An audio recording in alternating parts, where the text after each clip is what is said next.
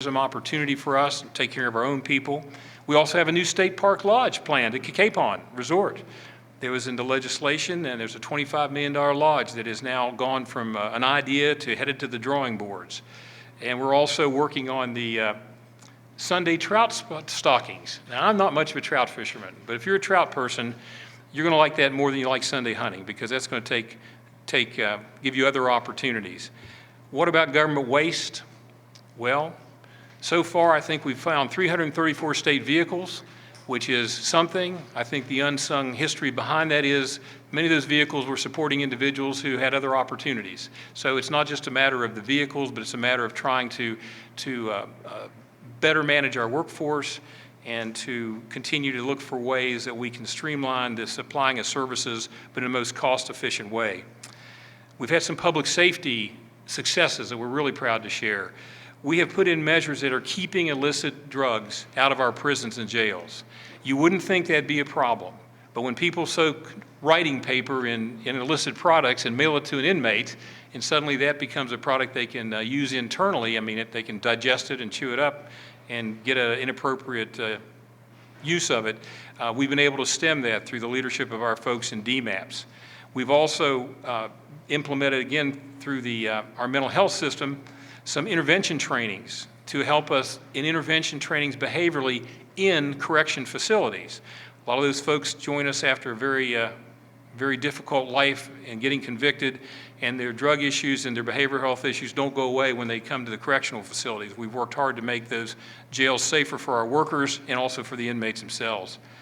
The governor's looked after the veterans. I don't know if you ever had a chance to look at the Veterans Cemetery. It was not something we were proud of. Now the Don C. Kennard Cemetery has been taken care of and is in much better shape. And in going with our tourism efforts, the governor is pushed forward the effort to eliminate state income tax on veterans. So if you're a veteran and you are here, you're going to get some relief as that legislation moves forward. And if you're a veteran that's not here, hopefully our tourism folks will bring you here. You'll like what you see. You'll retire here and you'll spend your veterans' non-tax money here in West Virginia. And one that the governor is very, very proud of, it's been many years in the making, is combating poverty. He signed legislation to create this pilot program, which is the West Side Revival Comprehensive Community Development Initiative. It's a lot of words. What does that do? It sets up an opportunity here in the West Side as our main pilot project to access and utilize all sorts of federal funding, whether it be HUD funding, block grant, community funding or other funding through one vehicle of the folks in the community who can reach out to those various agencies and be the clearinghouse to bring in both the resources and the successes that are necessary. So in 100 days, besides creating jobs, revamping public education, at least from a leadership perspective, taking the first swipe at fighting the drug epidemic, ensuring that we now have at least, not enough, but at least have $400 million worth of money to commit to the roads. We need $2.4 billion. There's still some things we've got to do, but we've got that in place. Bringing West Virginia to the medical 21st century with medical cannabis and doing what we've done in tourism and the protection of higher education, we're feeling like we still got a lot to do. But we're very proud of what accomplished in 100 days, and certainly it's not a birthday present. And I will also tell you, the reason I came out to tell you this is because our governor doesn't feel that it's his job to say what he did well. So it's our job to let you all know what the governor did well. It is not in his nature to come out here and say, look at me, we've done something good. But I think it's important that you all communicate to the folks that you provide information to that your governor has not been sitting around for 100 days with worrying about how to do. He's got a plan, he's implementing the plan, and he's leading forward. And now to get me out of here, let me lead forward with the governor. I think we have coming right behind us the governor of the great state of West Virginia, Jim Justice. Welcome, Governor, and happy birthday.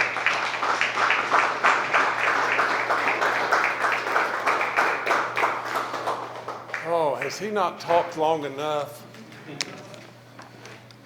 Oh. Well, I'm going to come around here and sit down and talk with you a few minutes. And, hope everybody's doing good. I understand that Nick's been talking to you about 100 days. And the only thing I would say about that is just this, is,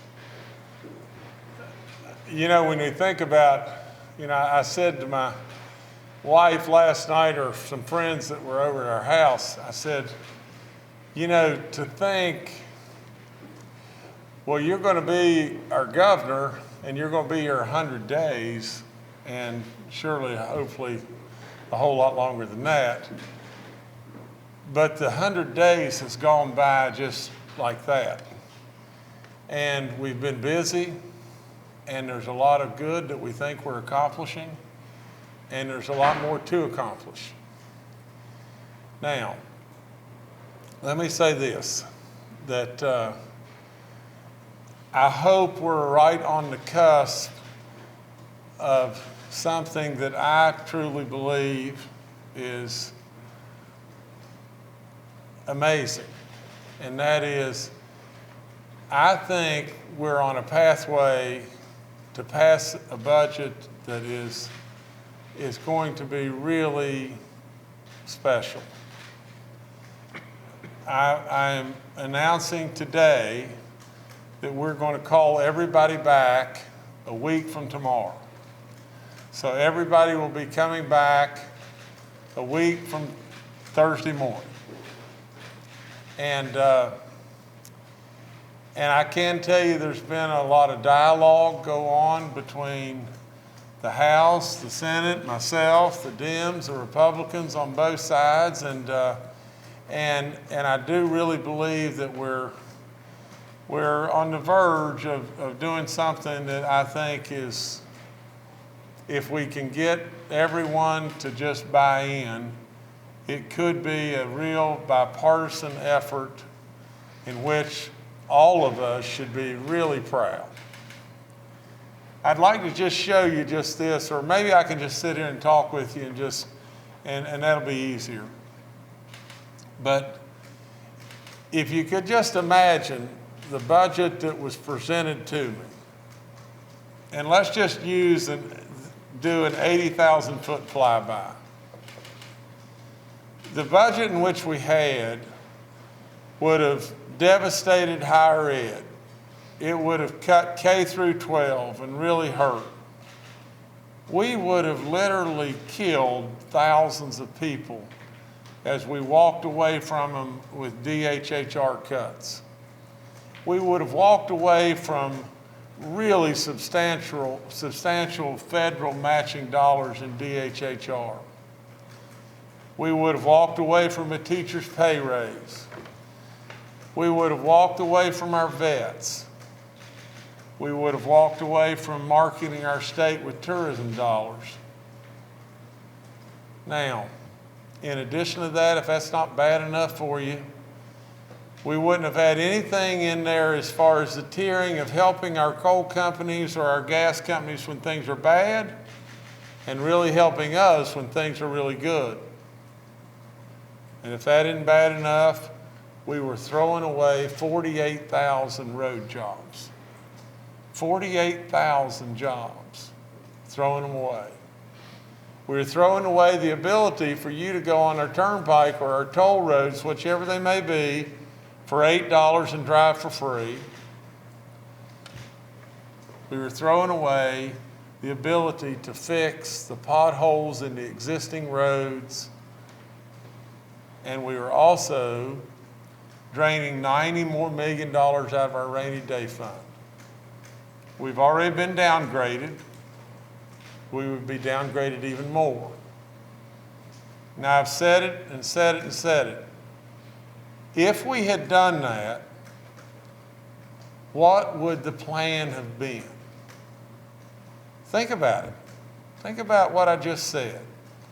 If we had done everything that I just said, plus the fact, sprinkle in, cut the state police, get rid of the Women's Commission, all those things, if we had done those, the $64 question is, what is the plan?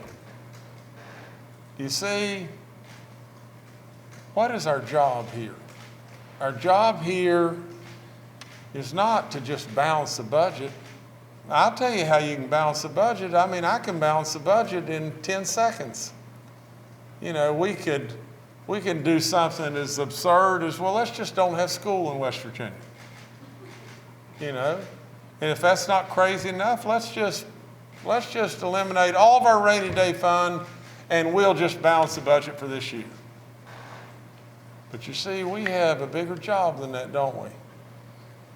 And our jobs as legislators are to give us a pathway to get out of our problems and to get to solutions and to get to prosperity. Tell me this, we've got a terrible drug epidemic. What if we had done what was proposed? What would we do to combat that? Well, we'd do nothing. In other words, what was proposed to me was really, really catastrophic. Now, here's where I think we're going to end up. I think we're going to end up that I'm going to have to put in some modest additional cuts to my programs. I think we're going to probably end up with a 1% increase in consumer sales tax.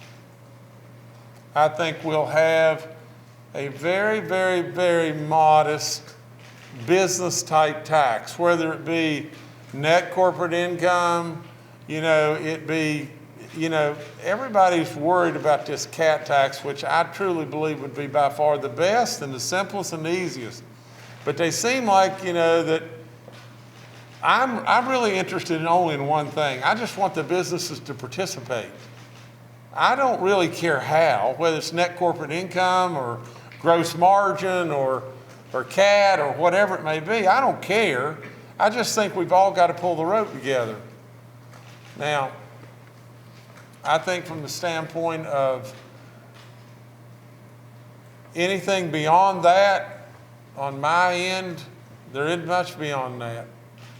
On the other hand, I think the 4.5 cents and the tolls on our turnpike and the DMV fees, I think all that will be back at play, and we'll get our road jobs. I think as far as the teacher's pay raise, I've stood steadfast on that. As far as the veterans, I've stood steadfast on that. But here's where it really goes a little bit even better. And that is this. I think there'll be the ability to genuinely lower our state income tax to the point of probably really close to 20%. And the lowering of our lower bracket will be even more dramatic. Now, at the end of the day, there'll be a few things that we'll go up on and a few things that we'll go down on. Think about it. We may go up 1% in our consumer sales tax. We may tax the super wealthy just a little teeny bit. We may do a modest, a very small increase to our businesses. On the other side, we may very well be able to drop our state income tax by as much as 20%.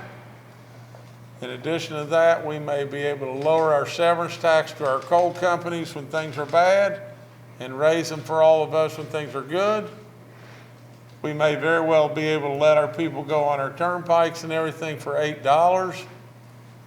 And in addition to that, we'll be able to exempt our vets from our state income tax. If we can pull that off, just think about it. Just think about it.